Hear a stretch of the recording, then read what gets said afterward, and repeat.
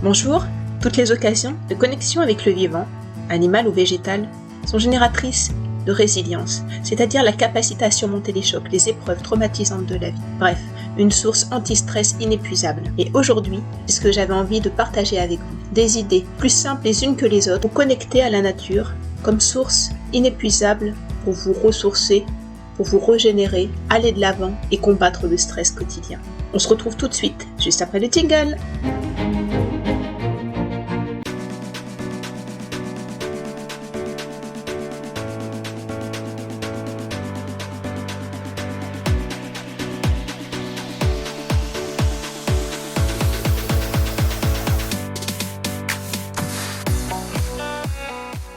Depuis toute petite, et encore plus lors de moments de doute, d'inquiétude, d'épreuves dans ma vie, j'ai ressenti ce besoin instinctif de me retrouver en connexion avec la nature, autant végétale qu'animale. Ce sont surtout les arbres, les oiseaux, les fleurs, les montagnes, le vent, la lune et le soleil qui sont devenus pour moi des alliés. Ils m'ont aidé à récupérer lors des périodes douloureuses et à me ressourcer, à me connecter, voire à me reconnecter à moi-même pour continuer à aller de l'avant et ne jamais rien lâcher.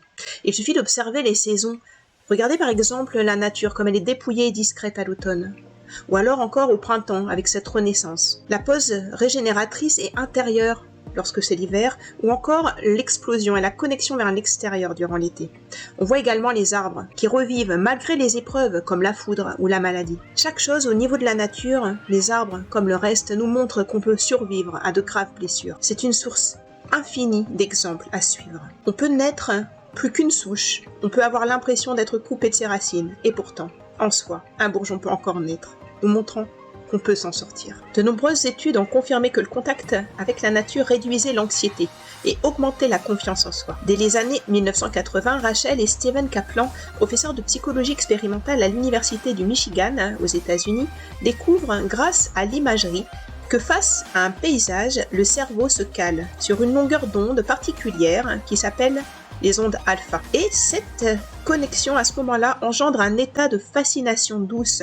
Cet état permet de passer de l'attention dirigée volontaire à l'attention non dirigée, liée à la créativité et à l'imagination. Encore faut-il évidemment que le panorama soit suffisamment vaste, dépaysant et stimulant, et que la nature alors ne provoque pas un danger, ne soit pas perçue comme un danger.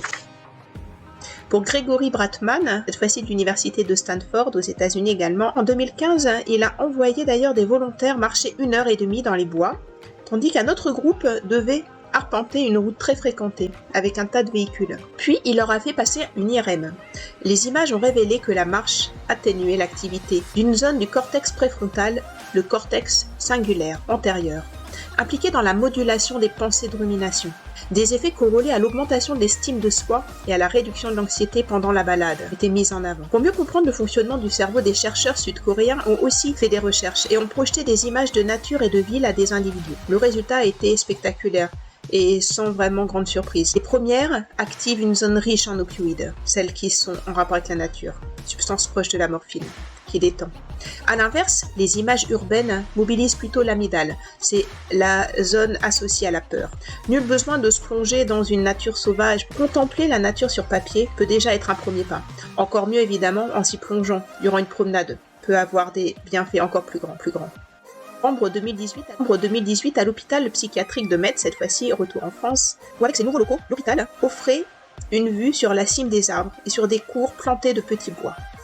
On donnait la sensation d'une nature intense et vivante. Et grâce à ça, il a été mesuré l'anxiété des patients et constaté une baisse significative quand des odeurs de végétaux étaient diffusées. Alors, si on a autour de nous autant de potentiel, pourquoi nous en priver ?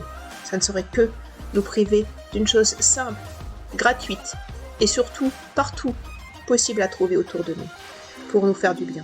L'idée, évidemment, vous l'avez bien compris, c'est de profiter de cette nature, de profiter pour y plonger, pour se ressourcer. La beauté de la nature exerce un pouvoir de fascination. Reste une question primordiale. Comment la nature agit-elle sur la santé et sur le bien-être ? Les experts avancent deux théories. Selon la première, baptisée biophilie, l'homme est né dans la nature et a pu vivre grâce à son environnement depuis des temps et des temps. Il est donc normal que l'homme se sente bien et qu'il retourne à son contact, un simple retour aux sources, et ne jamais oublier que nous faisons partie intégrante de cette nature. La seconde théorie repose sur ce que la beauté de la nature, la beauté universelle, qui grâce à ses formes, ses couleurs, son fonctionnement, exerce un pouvoir de fascination qui nous apaise. 10 minutes de marche par jour dans la nature suffisent à réduire le stress. Comment alors se reconnecter à la nature? Selon une étude d'avril 2019 menée par Mary Carol Inter de l'Université du Michigan aux États-Unis, 10 minutes minimales de marche en pleine conscience et par jour dans la nature suffisent à réduire le stress et à améliorer les capacités de concentration. Il est clair que c'est pas en marchant 10 minutes en toute vitesse en pensant à vos problèmes que l'effet sera bénéfique. En pleine conscience, se concentrer uniquement à une marche tranquille, en écoutant ce qui se passe dans la nature autour de vous, les oiseaux qui chantent, regardez les fleurs autour de vous, la végétation qui vous entoure. Voilà, c'est ça la marche en pleine conscience.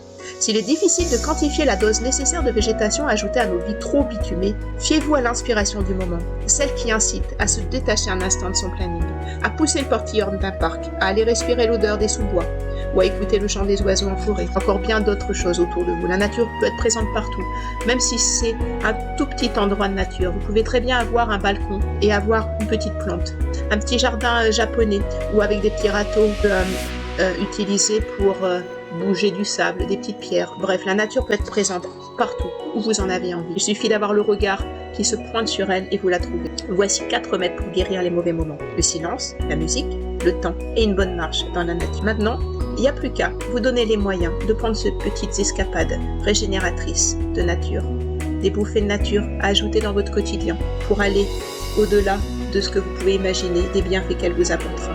Utilisez tout ce que la nature peut vous apporter. Prenez conscience que vous en faites partie intégrante. Remettez-vous au cœur de cette nature qui est la vôtre et vous verrez votre vie transformée.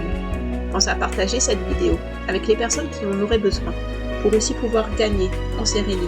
Je vous dis à très vite pour de prochaines vidéos et puis en attendant, prenez soin de vous et connectez-vous à vos essentiels.